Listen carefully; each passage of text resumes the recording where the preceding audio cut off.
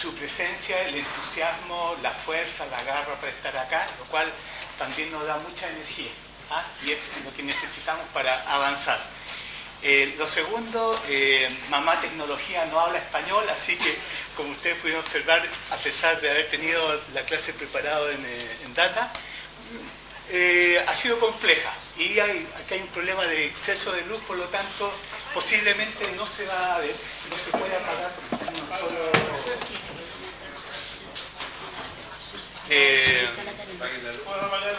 y por eso, si se apaga la luz, se apaga también la energía por allá. Sí, sí.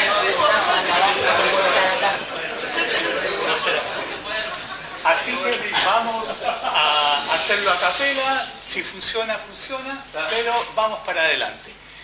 Bueno, lo más importante señalar, bueno, que estamos acá después de lo que es la conmemoración del 1 de mayo, que recuerda la lucha del obrero de Chicago por el derecho a las 8 horas de trabajo, y el hecho de que hoy día comienza lo que se llama en Chile el mes del mar. Y vamos a hablar sobre un sector que es bastante desconocido para la mayoría de la sociedad chilena. Y eso no es casual, ¿ah? Porque esta es un área de las más importantes desde el punto de vista económico, social, que tiene mucha influencia política en lo que sucede, pero que está oculta. Y está oculta por un hecho muy específico.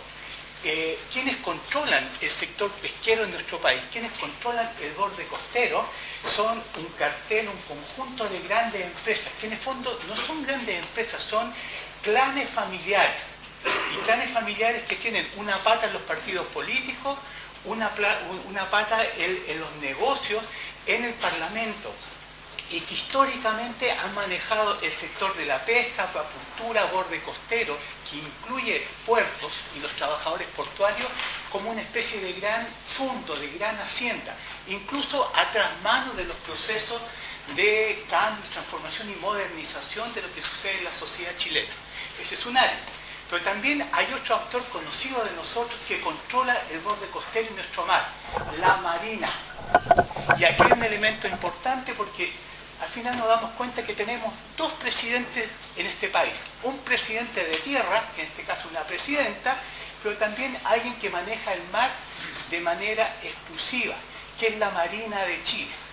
Y ustedes no sé si se habrán dado cuenta que cuando hay conflicto con los trabajadores portuarios o con los pescadores artesanales en el área del borde costero, no son los carabineros los que intervienen finalmente, sino que son la Marina, porque toda esa área de borde costero está bajo control militar, incluso ahora. Entonces, ahí hay dos grandes actores, que es el cartel de la pesca, estos clanes familiares, y la Marina, que son los que controlan, administran, y también se benefician con los recursos que existen en nuestro mar, en nuestro borde costero.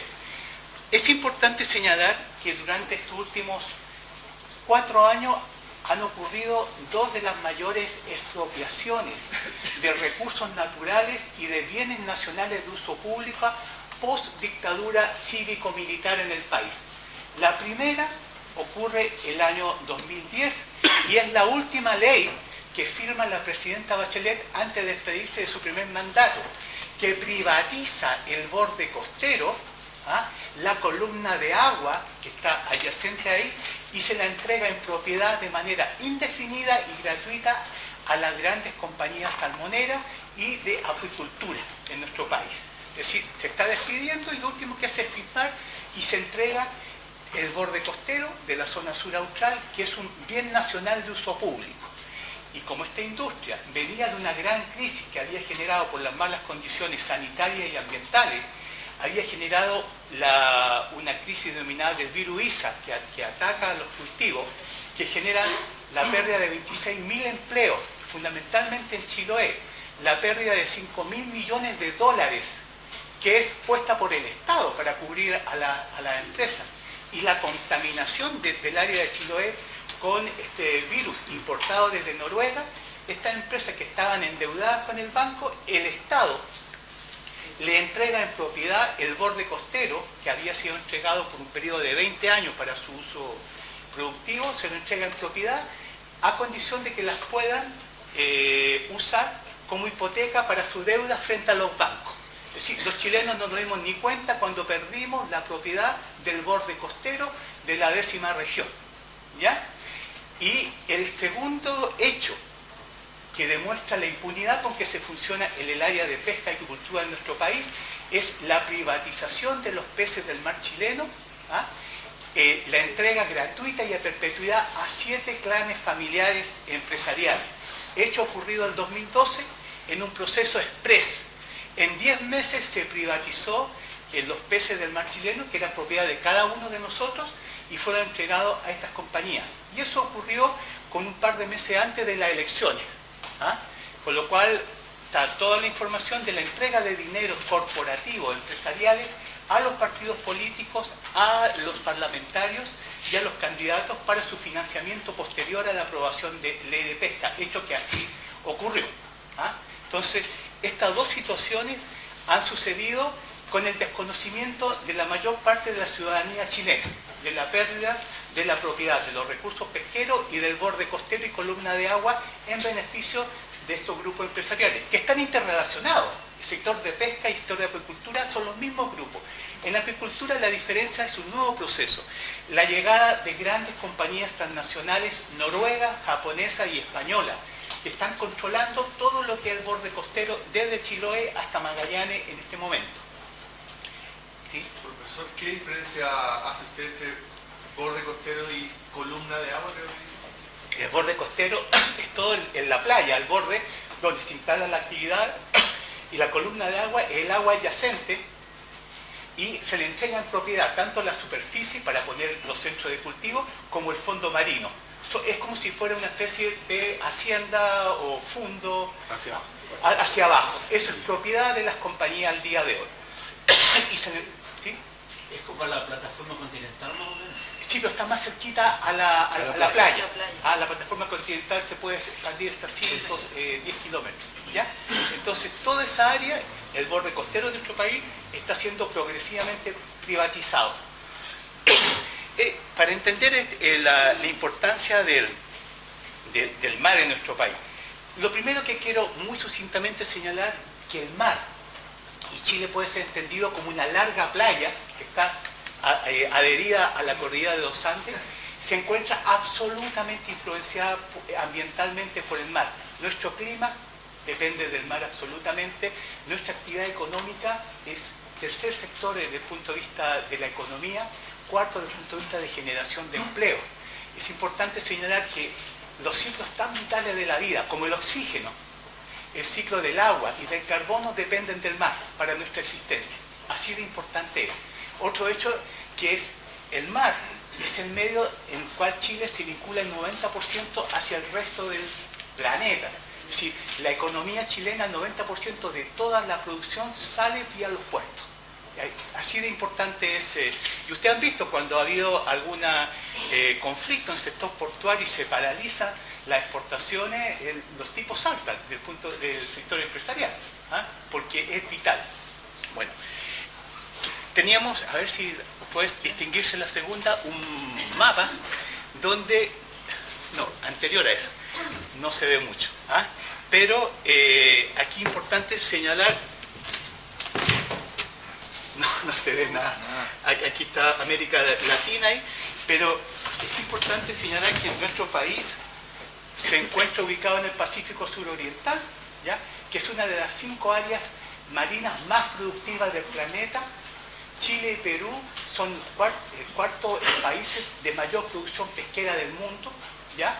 Es el segundo productor mundial de harina y aceite de pescado, es el segundo productor mundial de cultivo de salmones después de Noruega, es el primer productor mundial de trucha de cultivo y es el quinto productor mundial de algas del planeta. Es decir, una potencia desde el punto de vista para la alimentación de nuestro país. Y eso no se refleja internamente. ¿Ah? No es curioso que Chile sea uno de los países con menor consumo a nivel mundial de recursos marinos por persona, ¿ya? Y eso tiene una explicación muy concreta, ¿ah? En el control de estas 7 familias que manejan lo que es el uso de los recursos marinos de nuestro país, ¿ya? Eso lo vamos a ver más adelante. Es importante señalar que en Chile la base productiva marina se basa en 160 especies de peces, algas, moluscos y crustáceos, 160 especies que se utilizan intensamente. Nuestra zona económica exclusiva, es decir, el borde costero hasta las 200 millas, corresponde a una superficie de 3,5 millones de kilómetros cuadrados. Y aquí viene un hecho muy curioso. Cuando tú miras a Chile como una construcción, como un país, te das cuenta que el área marina es 5 veces superior la superficie al área terrestre. Es decir, este es un país marino, y el borde terrestre es el soporte. Pero sin embargo, desde el punto de vista político, social y económico, eso no se percibe a nivel de la población, de la sociedad. La sociedad no tiene conciencia de lo importante que es el área marina, lo que es la existencia de Chile. 5 veces más la superficie marina en relación con la superficie terrestre en nuestro país. Es importante señalar que el sector de pesca y acuicultura hoy día es el tercer sector de la economía. Después de la minería forestal viene pesca y acuicultura. Hay una producción total de 3 millones de toneladas anuales y con un valor superior a los 5.000 millones de dólares. 5.000 millones de dólares anuales. Eso es lo que se produce anualmente, bajo el control de 7 familias. Junto a ellos existen alrededor de 97.000 pescadores artesanales a lo largo de todo el país, que con sus familias, porque son estructuras productivas y sociales y culturales familiares, son más o menos 500.000 de personas que dependen directamente de los recursos costeros de nuestro país. Y es importante señalar que regiones como los lagos, Biobío, Tarapacá, dependen básicamente de la actividad pesquera, todavía, en nuestro país. Como le decía, a lo largo de nuestras costas hay 455 caletas de pescadores artesanales, en que viven 500.000 personas vinculadas a los recursos marinos de nuestro país. Más o menos la flota artesanal son 12.000 embarcaciones. Al interior de ella hay diferencias, desde los pequeños pescadores menores a 12 metros, con a remo o con motor fuera de borda, que tienen una importancia. Ellos son los que alimentan el 90% del consumo nacional. El mercado nacional, lo que comemos nosotros, recursos marinos, está fundamentalmente producido por los pescadores artesanales y fundamentalmente los de menor tamaño, ¿ya? Ellos son los que abastecen, porque la industria y los pescadores semi-industriales artesanales, 90% de su producción lo destinan a la exportación. Es importante que nuestra economía es una economía exportadora y el sector pesquero y de acuicultura básicamente está orientado a la exportación. ¿A dónde? Principalmente al mercado norteamericano, en segundo lugar al mercado de Japón y Asia, en tercer lugar a la Unión Europea. Esos son los 3 principales mercados que se abastecen de la producción de Chile. Y es un hecho muy interesante que tiene que ver cómo se está distribuyendo. Mi familia es de Chiloé, y cuando nosotros éramos pequeños, la gente que comía pescado era la gente pobre. Esto fue hace como casi 60 años atrás. Y la gente que le estaba yendo mejor comía carne. Es decir, hace 50 años atrás la aspiración, la gente que comía carne era la que le iba bien, la que comía pescado, cochayuyo, lucha, era la que no le iba tan bien. ¿Y cómo ha cambiado en 60 años? Hoy día, de un recurso de alimentación para la gente pobre, el pescado y los recursos marinos es para la élite. Es una delicatessen y que se abastece en los mercados internacionales y los sectores de alto consumo por razones de salud. Fundamentalmente la gente pobre come pescado para alimentarse diariamente, pero la gente con alto ingreso lo hacen por razones de salud, ¿ya? Frente a lo que es la opción de la comida chatarra y masiva. Entonces ha habido todo un cambio y esto también ha significado la apropiación de estos valiosos recursos. Hoy día los mercados de los países desarrollados consumen el 70% de toda la producción mundial de recursos marinos, y países como Chile, con Perú, que son 2 de los 4 más importantes a nivel mundial, son los que están abasteciendo eso, ¿ya? Y hay otro elemento que es muy interesante de pensar cómo Chile y Perú son unos soportes del modelo neoliberal económico y del modelo de industrialización y de urbanización. Chile y Perú son los principales productores de harina y aceite de pescado, que se obtienen de jurel, de recursos como la sardina, la anchoveta, que son abundantísimos todavía. ¿Ah? Se hacen harina y aceite de pescado y se usan para alimentar animales intensivamente. Piensen ustedes de qué se alimentan, se van a comer un pollo con papas fritas. Ese pollo con papas fritas se alimentó con harina de pescado en su primera etapa. Si toman leche, esa vaca se alimentó en su primera etapa con harina de pescado. Si se visten el algodón, esa oveja se alimentó con harina de pescado. ¿Ya? Es decir, los salmones, la mitad de sus costos es alimentación con harina de pescado. Es más, se usan 5 kilos o 5 toneladas de recursos pesqueros para producir 1 tonelada de salmón para exportar. Esa es una conversión irracional. ¿Ah? Es decir, no hay alimento de origen animal que no use en su primera etapa harina de pescado como la base de su alimentación. ¿Y quiénes mantienen eso a nivel mundial? Países como Chile y Perú. ¿Ah? Eso es un hecho bastante clave. Y la gente que su tendencia es a vivir en grandes ciudades o el modelo urbano, la alimentación rápida, siempre ustedes van a encontrar que hay harina de pescado. Pollo con papa frita es lo más rápido, harina de pescado. Entonces, nuestros países, y Chile en particular, tiene un papel central desde el punto de vista del modelo global de alimentación industrial animal intensiva y desde el punto de vista de alimentación humana urbana. ¿Ah? De ahí destaca por qué el control de esta área y el sacarlo de la atención pública y de manejarlo como una especie de gran fondo privado. Y ahora vamos a ver más adelante el proceso de que se está pasando del control de estos clanes familiares al control de las transnacionales, ¿ah? Que están absorbiendo estos clanes, se están asociando para el control del mar chileno y sus recursos. ¿Me iba a preguntar algo? Quería saber, en primer lugar, si esto sucede también en Perú y si también sucede en otras partes del mundo, la apropiación se ha hecho en manos del privado. Sí, mira, aquí vamos entrando a lo que es la dictadura, es la sombra que nos va a acompañar por mucho tiempo más. ¿Ya? Sucede que el modelo de privatización de los recursos marinos, del mar, del borde costero, de las columnas de agua, es un modelo que se implementa inicialmente en Chile, en los contextos de la dictadura cívico-militar. ¿Ah?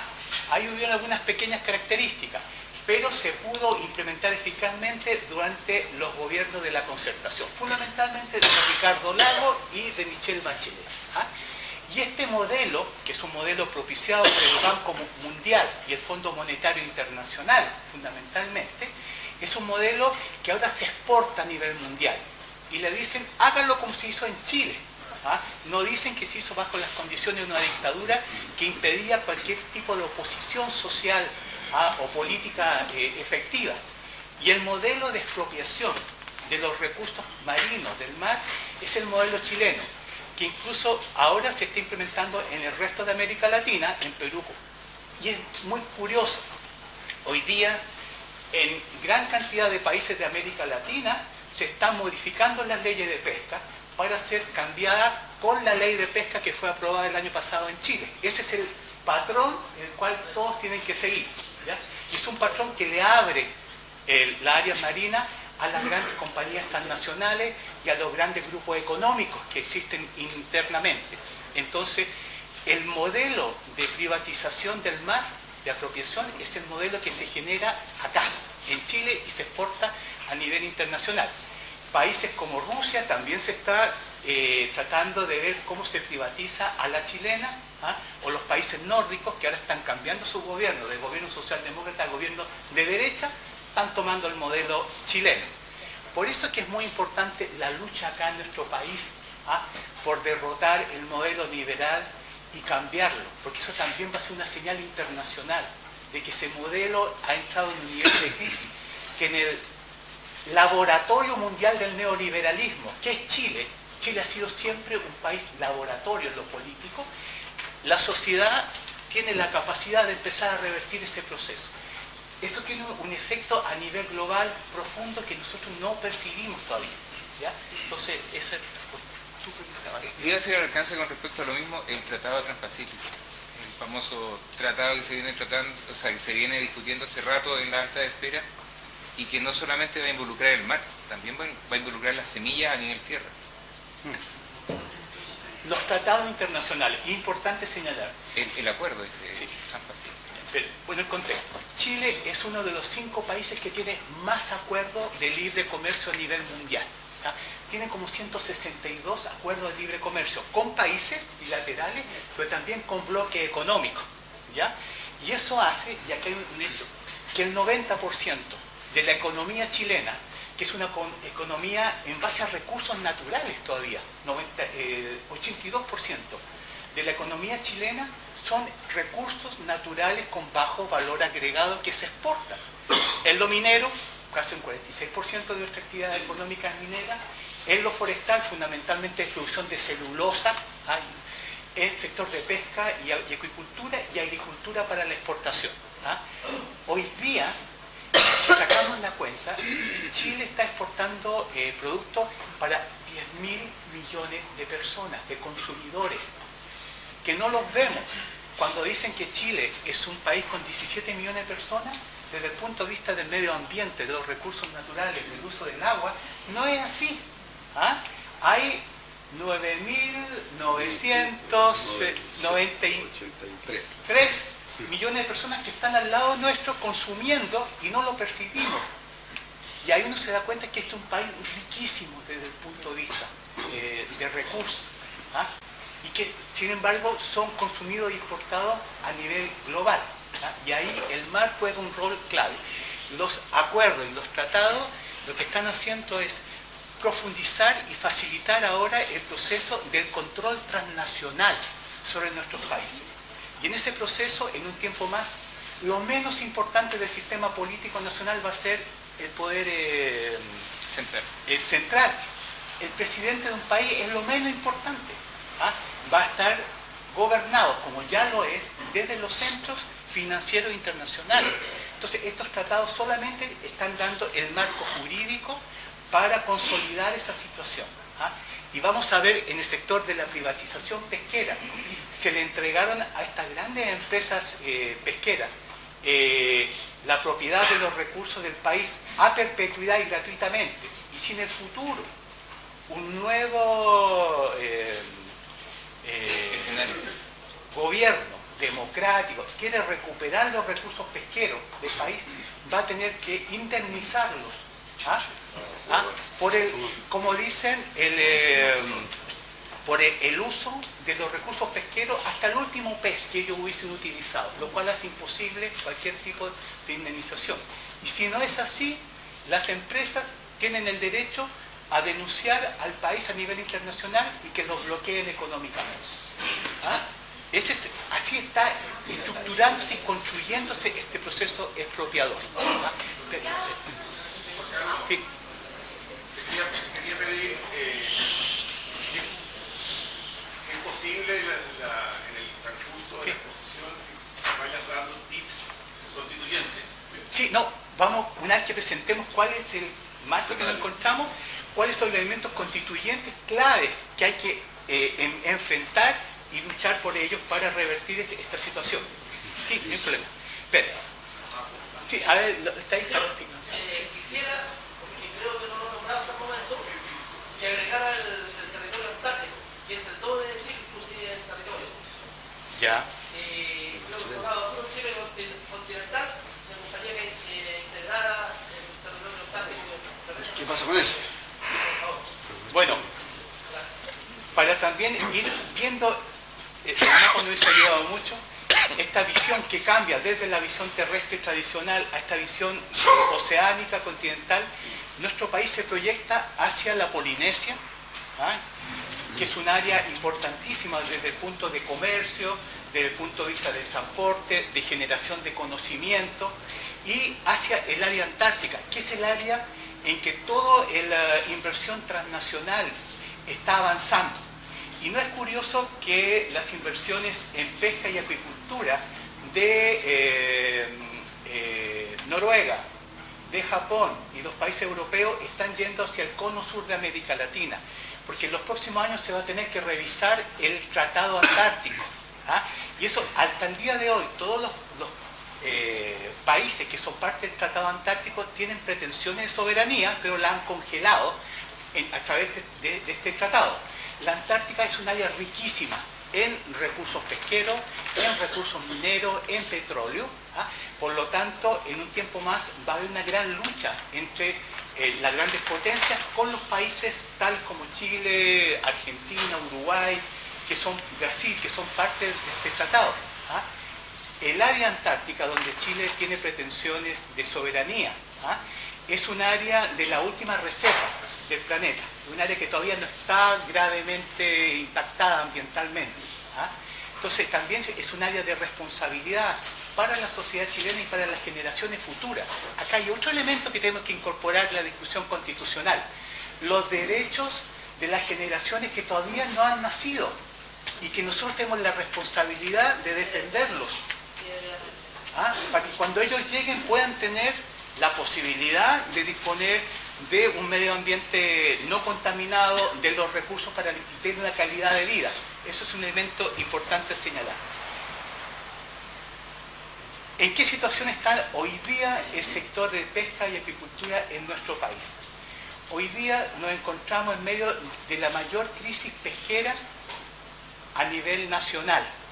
Y eso es consecuencia de 30 años de sobreexplotación industrial, ¿ya? Fundamentalmente.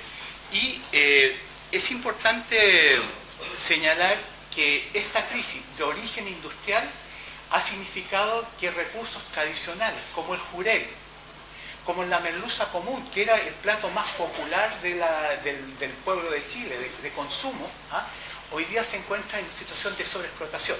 Jurel, merluza común, merluza austral, congrio dorado, raya, ¿ah? Bacán. De las 33 principales pesquerías comerciales de nuestro país, 18 de ellas hoy día se encuentran colapsadas o sobreexplotadas, ¿ya? Por acción de la pesca intensiva industrial y la no regulación o control del Estado, que siempre el sector pesquero ha estado en manos de las grandes compañías. Hoy día, por ejemplo, el subsecretario de Pesca es un operador histórico de la industria pesquera. Históricamente todos los subsecretarios de Pesca han sido personas vinculadas al mundo empresarial, ¿ah? y han administrado esta área en beneficio, con nombre y apellido, de estas grandes compañías. Entonces hoy día nos encontramos que casi el 60% del patrimonio pesquero nacional se encuentra duramente afectado, con un fuerte impacto sobre los pescadores artesanales, ¿ah? fundamentalmente. Y ese es uno de los elementos que gatilló el proceso de privatización pesquera en nuestro país. Porque la argumentación de la industria y del gobierno fue que habían demasiados pescadores con menores recursos. Por lo tanto, se empezó a cortar a nivel de la pesca artesanal, ¿ah? que como señalamos, son casi medio millón de personas que se involucran. Por favor. ¿Cómo se define una pesquería, profesor?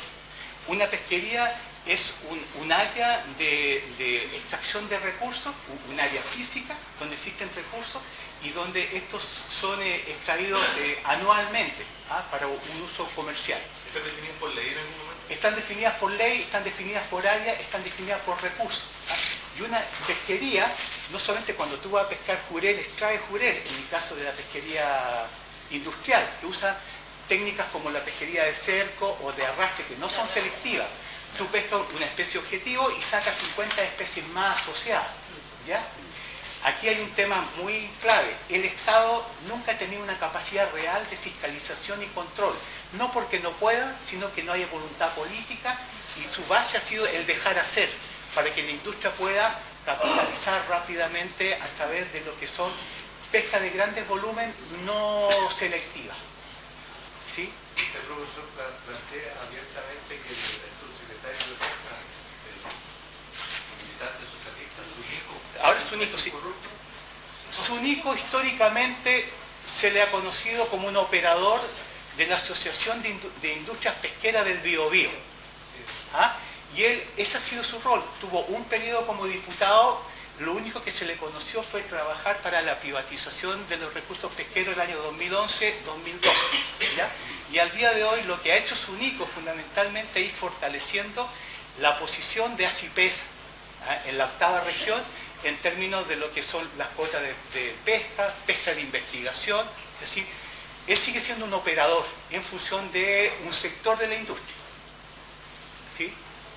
Dos cosas, señor. Tengo entendido que ahora hay una demanda que fue acogida por el Tribunal de Justicia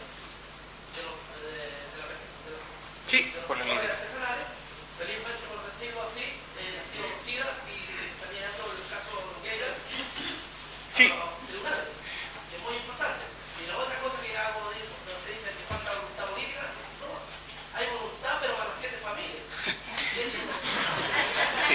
Mira, nosotros las denuncias que hicimos junto con los pescadores artesanales, en este caso agrupados en la Confederación de Defensa del Patrimonio Pesquero, que es un bloque de 30.000 pescadores que se separó de CONAPACH, que era la organización tradicional de los pescadores, pero cuya dirigencia ha sido corrompida en el periodo de privatización, presentamos como Ecocéano junto con CONDEP esta denuncia, esta querella por cohecho y coima, porque ya tenemos la información que demuestra, primero, el financiamiento del grupo Angelini Corpesca, que es el principal grupo beneficiado con la privatización del 2013, a una diputada, que es la diputada Marta Isasi, que era la diputada de Iquique, que es la zona donde opera Corpesca, y cual ya está aprobado ese hecho, pero hay una nueva demanda por la entrega de 500 millones de pesos de Corpesca durante el proceso de negociación en el Parlamento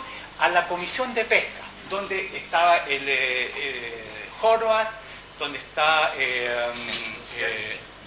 Bianchi, de Quique, Fulvio Rossi, 6 personas que recibieron casi $1 millón en el proceso de negociación para aprobar. Más adelante vamos a ir viendo que esas mismas personas jugaron un rol clave en finalmente la votación y la aprobación de dicha ley.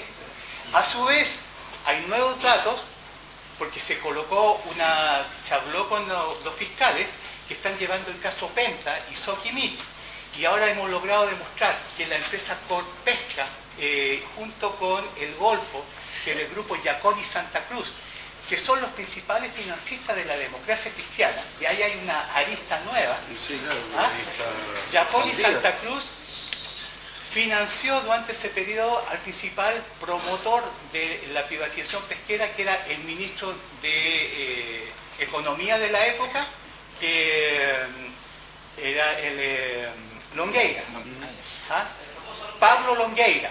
Entonces ahora hemos podido ver que hay boletas emitidas por esta empresa vía Soquimich para Pablo Longueira, su hijo, y una gran cantidad de asesores que él tenía, ¿ya? Entonces, por lo tanto, podemos demostrar que la ley de pesca, la privatización pesquera, es hija directa de los dineros empresariales, tanto del grupo Angelini como del grupo El Golfo, la familia Sarkis. Entonces, el proceso ahora va a entrar en una nueva etapa, junto con Penta, con Soquimich, con... Sí, va a entrar el grupo Angelini, que es clave en este proceso. Porque en el tema de privatización pesquera no solamente hay políticos, sino que hay partidos completos financiados. Es importante señalar que en la votación de la ley de pesca, la democracia cristiana votó en bloque a favor de la privatización con un solo voto en contra, que fue la de la senadora Rincón. Entonces es muy extraño que el 99% del partido votara a favor. Entonces, estamos abriendo con los pescadores esa beta, que no solamente son políticos individuales, sino que son partidos completos que fueron financiados con estos dineros para generar esta ley con nombre y apellidos. Bueno, ¿cuál es la historia de la privatización pesquera?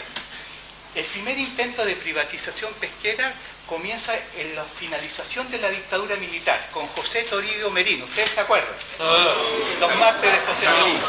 Bueno, el año 1985, cuando ya se preveía la finalización del ciclo, Toribio Medino junto con la Junta genera una primera propuesta de privatización de los recursos pesqueros para dejarlos privatizados antes del cambio político, ¿ya?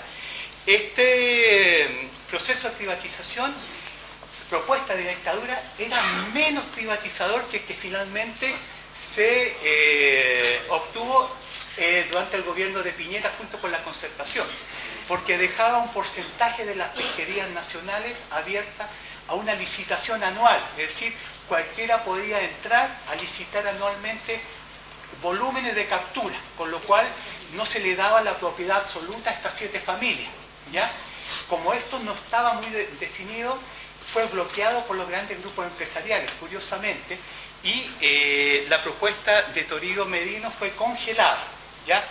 Cuando viene el cambio de la dictadura militar por lo que es el gobierno civil, se negocia un acuerdo entre los grandes empresarios, estas 7 familias, con el reciente gobierno, y se establece una especie de periodo de status quo, en el cual no se privatiza, pero sí se deja abierto el mar a lo que es la cuota de pesca globales y acceso libre, es decir, competían las grandes flotas industriales con los pequeños artesanales. Se establecía un volumen de captura anual y cuando se obtenía se cerraba esas pesquerías. Era obvio que las grandes embarcaciones pesqueras rápidamente capturaban las cuotas, llevándose el 90% de ellos. Eso se llamó la carrera olímpica. Todos partían, pero algunos con zapatillas con clavos y otros a pata pelada con una bola de fierro amarrada a una de sus extremidades, ¿ya? Y eso generó la figura legal de los derechos pesqueros, porque la industria 10 años después dijo, yo tengo derechos por el uso de los recursos. Es decir, el uso me genera derechos de propiedad. Era que un invento desde el punto de vista jurídico. Nada le daba eso a ellos. Entonces, el año 91 se establece la primera ley de pesca y apicultura de Chile, que era una ley básica, ¿ya? Pero que era fruto de la negociación, como era toda la negociación del periodo de transición de la dictadura hacia un sistema, ¿cómo lo podríamos llamar?, de baja intensidad democrática, ¿ya? De baja intensidad democrática, ¿ya? El 2001, y aquí es un año clave, el 2001, el gobierno de Lagos, en el contexto de lo que es la agenda pro crecimiento, le quiere mandar una señal a los empresarios de que se iba a portar bien. Y le dice, ustedes tienen una aspiración de largo tiempo, que es la privatización de los recursos pesqueros, en mi gobierno se van a privatizar, ¿ya? Entonces, se inicia el proceso de privatización, pero Lagos no contaba con una fuerte resistencia de los pescadores artesanales, comunidades costeras y las organizaciones ciudadanas, que le dieron mucha pelea, incluso dividieron a lo que era la concertación en el Parlamento. Y Lagos no pudo privatizar los recursos pesqueros inicialmente, pero optó por una fórmula intermedia.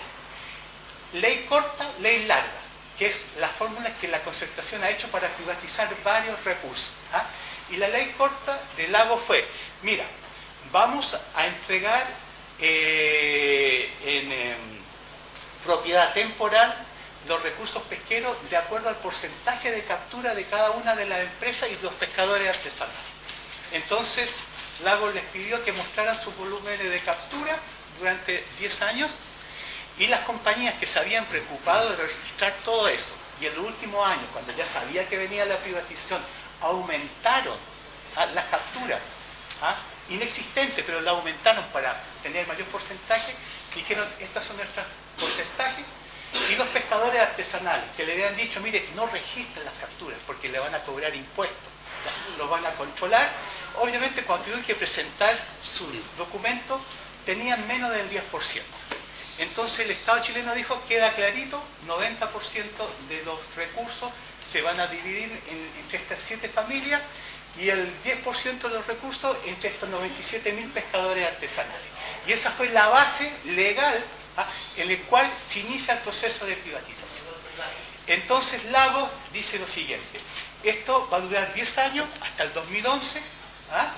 Vamos a ver cómo funciona esto, porque dicen, la mayor causa de la sobreexplotación pesquera en Chile es que los recursos son de todos. Y como son de todos, nadie los protege. En cambio, si los privatizamos, cada dueño va a proteger su recurso pesquero.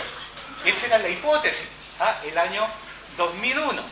Entonces Lago dice, mire, si a través de esta privatización temporal los recursos se manejan mejor, se conservan, bueno, el 2011 discutimos y lo privatizamos definitivamente bajo las condiciones que el pueblo chileno defina.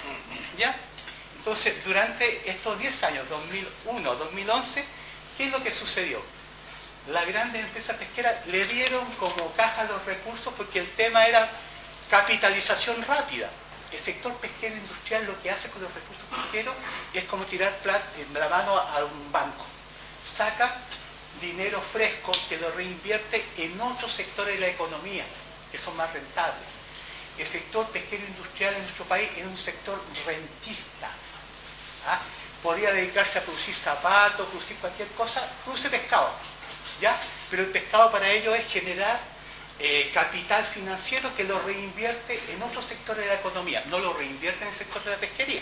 ¿Ah? Esa es la principal diferencia con el pescador artesanal, que depende y vive de la pesca para su actividad económica y también para la alimentación, ¿ya? Entonces, durante esos 10 años, ¿ah? Los recursos se sobreexplotaron mucho más, ¿ya? Y, por ejemplo, si en el año 94 se capturaban 4,5 millones de jurel, solamente de jurel, al año, ¿ah? El 2011 las cuotas ya no eran superiores a 250.000 toneladas. Si jurel había caído en un 70% su tamaño por sobreexplotación. Y así, entonces, cuando llegamos al 2011, la industria y el gobierno de turno dicen, mire, esto demuestra que hay que privatizar, porque resulta que hay demasiados pescadores y los recursos están escaseando. ¿Ah? Entonces, vamos a tener que aplicar ahora la ley larga de pesca. ¿Ah? Y aquí viene un tema muy interesante, porque el proceso de privatización pesquero en Chile toma como modelo, curiosamente, el modelo de la dictadura del almirante Merino. Lo maquilla un poquitito, ¿ah? Y lo hace más duro que la propuesta de Merino. Eso es muy interesante. La concertación y la alianza toman el modelo Merino, pero lo hacen mucho más rígido, ¿ah? En cuanto a la privatización. No tiene ningún tipo de contemplación. Cierra el sector para estas 7 familias, impidiendo la entrada de cualquier otro actor económico. Y también confina a los pescadores a unas cuotas que son pequeñas y con el tiempo lo obligan a tener que empezar a salir del sector al vender sus cuotas. Entonces, ¿qué sucede?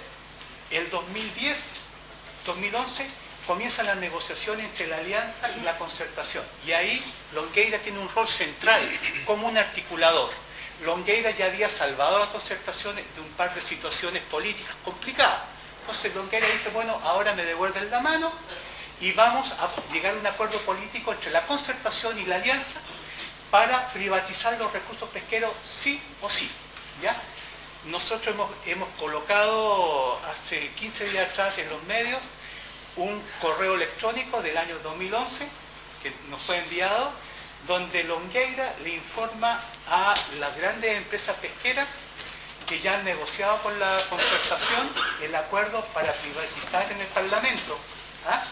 Y dice, mira, la ley de pesca va a tener muchos artículos, pero hay 2 artículos que son los centrales, el resto es puro arroz graneado, acompañamiento. Y le dice, y eso lo vamos a jugar. El primero, se le quita al Estado la propiedad de los recursos pesqueros de la nación.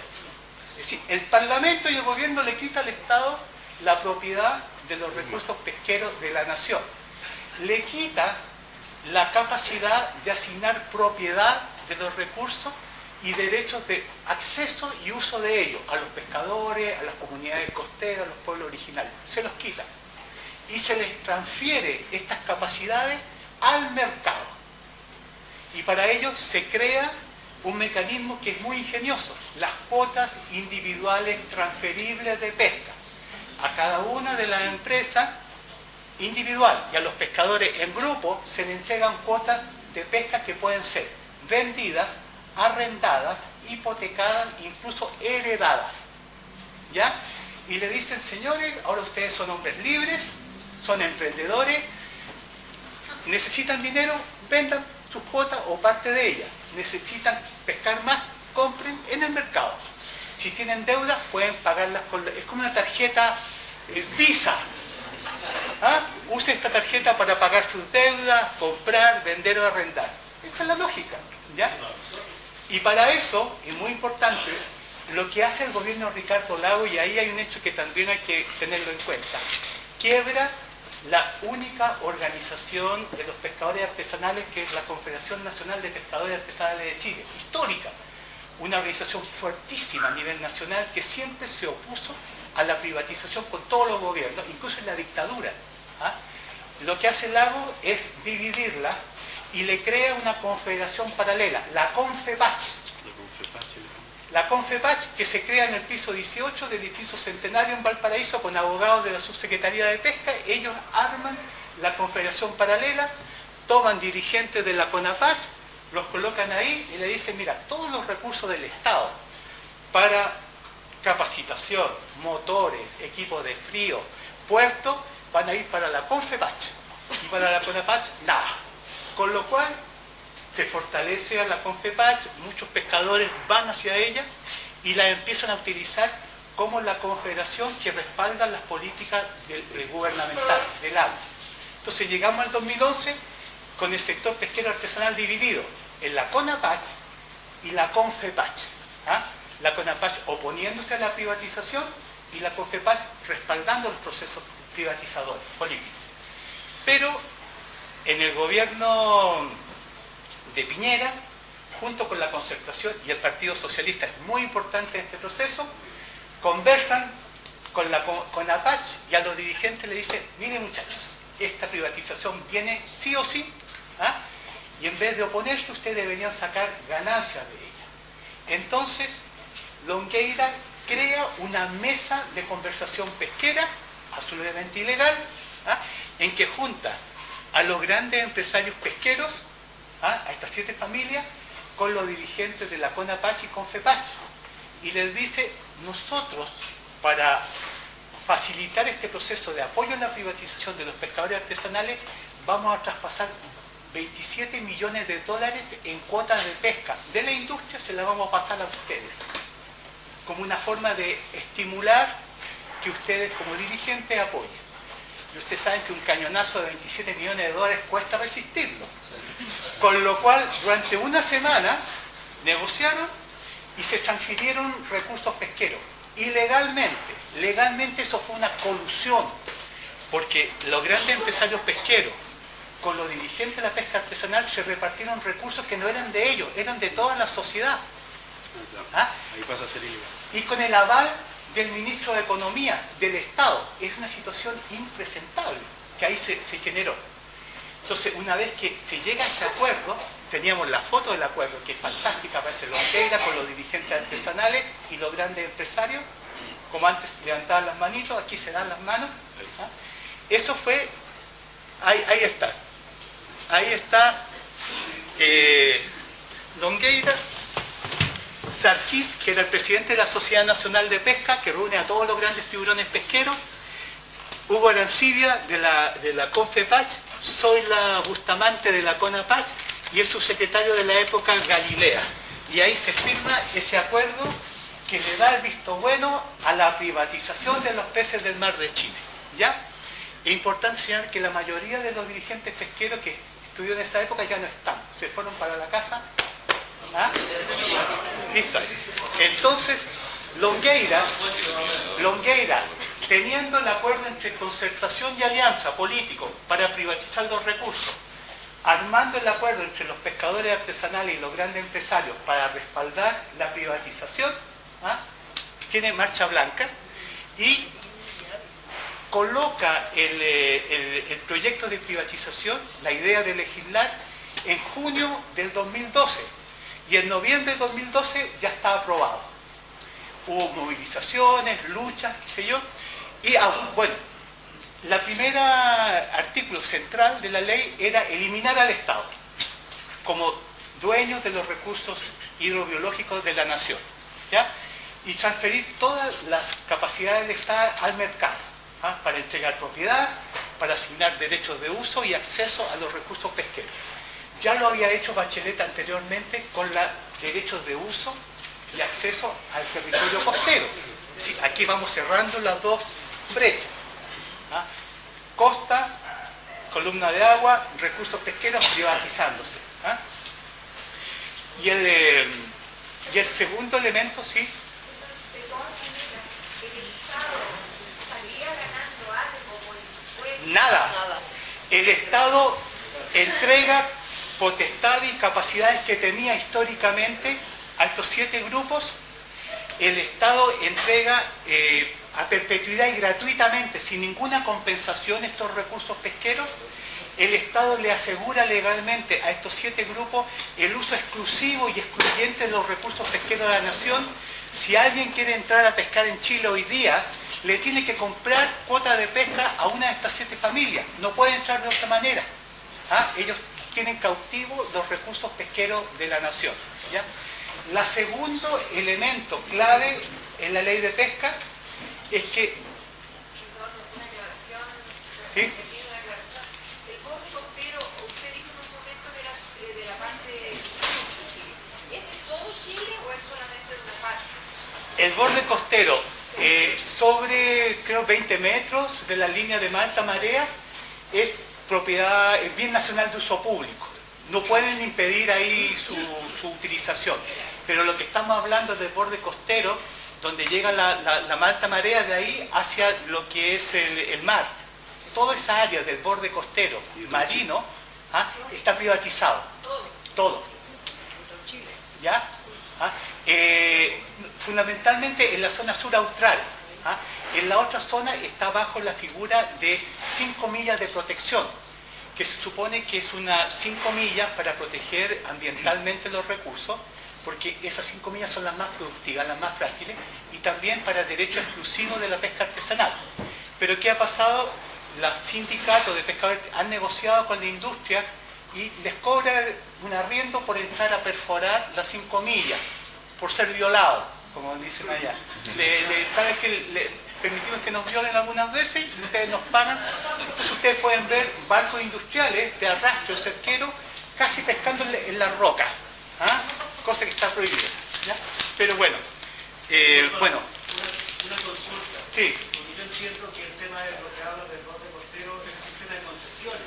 Concesiones. Entrega Sí. digamos, el área que tú... Se entregan las concesiones. ¿Por qué quiero que me lo aclares? Porque tengo entendido que Tronti, una de las cosas que hizo fue solicitar concesiones del borde costero para que no se instalaran salmoneras en Sí. el área donde tiene el parque Guari. Sí. Las concesiones. No sé si no entiendo bien. Las concesiones es la figura legal en la cual el Estado entrega por un tiempo definido el uso de este territorio.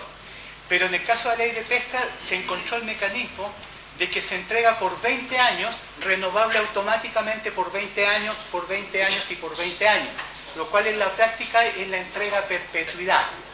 ¿Ya? Pero de la concesión. De la concesión. De la concesión, del área que Sí, reclama- la forma que se mantiene la privatización del borde costero sigue siendo la concesión, pero a ella se le agregó la renovación automática.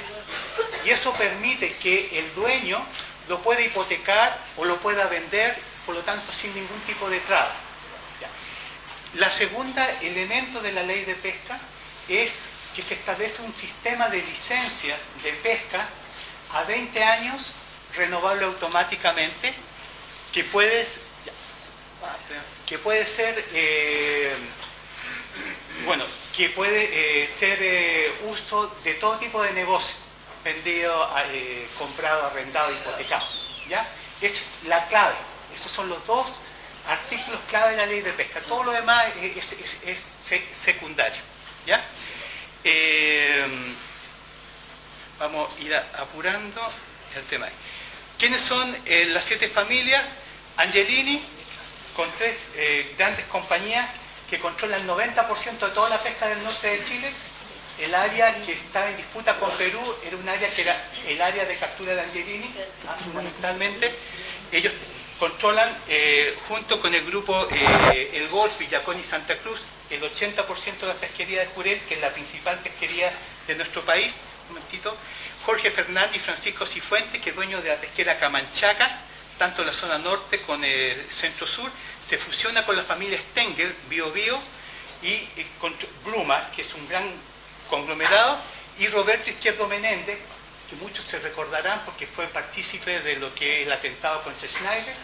Muchos de los grandes empresarios pesqueros son ex Patria y Libertad. Eso es muy interesante de tener en cuenta políticamente cómo funciona. Esas familias son las que hoy día controlan el sector pesquero. En el proceso de privatización, quienes dieron la pasada para que se pudiese finalmente firmar el acuerdo en noviembre del 2012 fueron Andrés Aldívar, Ignacio y su hermano, ¿cómo se llama? Patricio Walker, Juan Pablo Letelier y Fulvio Rossi. Demócrata cristiano, Renovación Nacional y 2 socialistas. Eso es muy importante. Y acá hay un hecho muy interesante. A la ley de pesca, durante estos 8 meses de discusión, se le hicieron 1000 observaciones, 1000, por parte de los trabajadores pesqueros, de los pescadores artesanales, de los pueblos originarios, de las organizaciones de medio ambiente, 1000. Y en la última etapa, Longueira reúne a la comisión mixta y la pone a trabajar de las 5 de la tarde a las 6 de la mañana, toda la noche, durante 3 días, y va eliminando las 1000 observaciones. Y como no le alcanzaba el tiempo, el último día lo que hace, arman paquetes de observaciones. Paquetes, y las terminan votando así o así. Paquete número 1, van todas estas observaciones. ¿La aprobamos o la rechazamos? Y los tipos hacían así o así. Y con eso lograron despachar, eliminar o modificar las 1000 observaciones. ¿Qué les quiero decir con esto? Que el proceso legal, legislativo, es un chiste o ha terminado como parte de la corrupción, de la casta política y del empresariado. Termina así legislándose una ley clave para lo que es un sector económico, social, cultural en nuestro país. Termina como en el circo romano, con pulgar arriba o pulgar abajo. ¿Ya? Esto no es menor. Esto es parte del proceso de desprestigio de todo el sistema que hay que cambiar de raíz. Eso se los quiero hacer señalar. Para la historia, ¿quiénes votaron finalmente en contra? Bianchi, Escalona, Gómez, Lagos, Weber, Muñoz, Quintana, Rincón, Tuma y Jimena Rincón. ¿Ya? La privatización pesquera y el cuestionamiento que hay ahora, porque ahora la lucha es por derogar la ley de pesca, eliminarla, por corrupta, por inconstitucional y por graves vicios en su proceso. La ley de pesca es una situación impresentable y ocurrió por la falta de control público. Lo primero, el Estado y el Parlamento vulneraron el principio constitucional, su propio principio constitucional de libertad económica y no discriminación arbitraria, dada que asignó exclusividad de derecho de propiedad, acceso y uso de las pesquerías chilenas a 7 clanes empresariales, los cuales paradojalmente son los principales responsables de la crisis pesquera en nuestro país. Los premiaron. ¿Ya? Lo segundo, eliminó al Estado de su rol histórico como único asignador de propiedad y derecho de acceso y uso de los recursos pesqueros de la nación. La entrega de manera gratuita e indefinida del patrimonio pesquero de la nación a estos clanes, que le permite el goce monopólico. Y aquí, escuchen, 740 millones de dólares es lo que la renta de las pesquerías, que se apropian estos 7 clanes. ¿Cuánto es el costo de la reforma educacional? 1000 y tanto, 1100 millones de dólares. Bueno, aquí estos 7 grupos se apropian de 740, que es casi 3/4 de lo que cuesta la reforma, y el Estado se lo entrega gratuitamente. ¿Para qué? ¿Ah? ¿Anuales? Anuales, 740 millones de dólares en la renta que se apropian estos 7 grupos empresariales. El otro hecho es que esta ley se violó los acuerdos internacionales. Chile en el año 2009 firmó el convenio 169 de la OIT, que obliga al Estado chileno a consultar a los pueblos originarios cada vez que haya un proyecto de ley o una acción del Estado que comprometa territorio, recursos o intereses. Resulta que a pesar de toda la exigencia de consulta a los pueblos originarios durante la tramitación de la ley de pesca, el Parlamento y el Gobierno se negó a consultarlo. ¿Quiénes quedan afuera? Y desaparecieron. En la ley de pesca no existen pueblos indígenas. Fue un genocidio legal. Se eliminaron a los mapuches, a los lasquenches, a los cahuascas, a los rapanui, a los huilliches, desaparecen. Y le dicen, mire, todos los que tenían actividad de pesca o extracción del borde costero, ahora se tienen que transformar o en armador industrial, en dueño de embarcación, o crear un sindicato de trabajadores, de pescadores artesanales. No queda ninguna forma de participación como indígena. No existen los indígenas, ¿ya? El otro elemento es que votaron en esta privatización diputados y senadores que tenían acciones dentro de las empresas pesqueras que fueron beneficiadas. Saldívar. Bueno, Saldívar, estaba nuestro amigo, inmediatamente, a esta hora de la... ¿Su amigo será? Carlos Larraín, que en esa época era presidente de Renovación Nacional, Jovino Novoa, Andrés Saldívar y Alejandro García Huidobro. A pesar de tener acciones, votaron, discutieron la ley de pesca, violando la propia legislación del Congreso, artículo 5 de la ley orgánica del Congreso y el artículo 8 del reglamento del Senado. Hubo también otro hecho que es impresentable, que está vinculado con el tema Corpesca, de que los gerentes de los 5 grandes grupos pesqueros entraron a las negociaciones de las comisiones mixtas como asesores de los parlamentarios.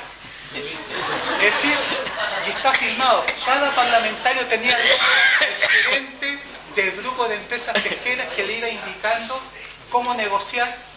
Eso está firmado y está denunciado. La Comisión de Ética, cuando fue consultada en el Senado, dijo que esa era una decisión personal. Y que el tema de inhabilitarse o no, o de denunciar eso, es un tema personal de cada miembro que ahí participó. ¿Ya? Entonces, tenemos ese contexto. Perdón, profesor, ¿cuál era la decisión personal? ¿La de inhabilitarse o la de tener como asesor? La de inhabilitarse en el caso de los que tenían acción. Y lo otro es... Ya. Bueno, entramos al tiro, nos quedamos cortos. El tema de nueva constitución. Ya. Podemos dar 10 minutos de recreo y volvemos y entramos a los temas constitucionales.